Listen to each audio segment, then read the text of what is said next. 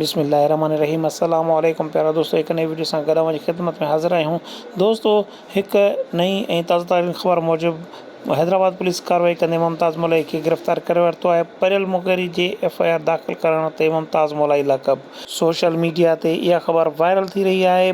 असल हक़ीक़त छा आहे, इहा ख़बर सची आहे कूड़ी, परियल मुग़िरी जो मौक़िफ़ छा आहे, सभु कुझु इन वीडियो में ॿुधाईंदासीं। पर उन खां पहिरीं चैनल खे सब्सक्राइब कयो ऐं गॾु ॾिनल बेल आइकन खे दॿाए नोटिफिकेशन ऑल ते करे छॾियो त जीअं हर ईंदड़ वीडियो अव्हां ताईं पहुचंदी रहे। प्यारा दोस्तों, सिंध जे मशहूर सिंगर मुमताज़ मौलवी ख़िलाफ़ सोशल मीडिया ते इहा वाविला हली रही आहे त मुमताज़ मौलवी लाक़ब थी चुको आहे ऐं मुमताज़ मौलवी ते परियल मुग़िरी केस दाख़िल करायो, जंहिंजे तहत पुलिस कार्रवाई कंदे मुमताज़ मौलवी खे गिरफ़्तार करे वरितो आहे।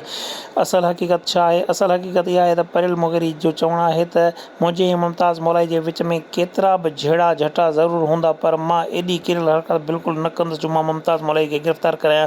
इहो मुंहिंजी कमज़रफ़ी हूंदी जेकॾहिं मां मुमताज़ मौलवी खे गिरफ़्तार करायां।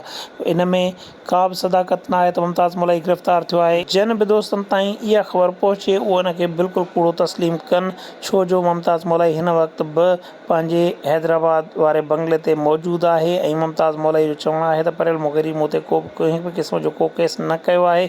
मां कोशिशि में आहियां त परियल मुग़िरी सां मुंहिंजो ठाह थी वञे, पर मूंखे इहा उमेदु आहे त परियल मुग़िरी अहिड़ी हरकत न कंदो। उन जो इहो मतिलबु आहे त इहा ख़बर बिल्कुलु फेक आहे ऐं इन खे फेक तस्लीम कयो वञे। जंहिं बि दोस्त ताईं इहा ख़बर पहुती हुजे उहो इन खे फेक तस्लीम करे ऐं दोस्तनि ताईं हीअ वीडियो शेयर करे त जीअं ज़्यादा से ज़्यादा दोस्तनि खे ख़बर पइजी सघे त अहिड़ी का बि ॻाल्हि कोन्हे। मुमताज़ मौलवी बिल्कुलु ख़ैरियत सां पंहिंजे घर में मौजूदु आहे। दुआउनि में यादि कजो। वीडियो कीअं लॻी वीडियो जे लाइ कमेंट करे पंहिंजी राय खां ज़रूरु आगाह कजो। अल्लाह हाफ़िज़।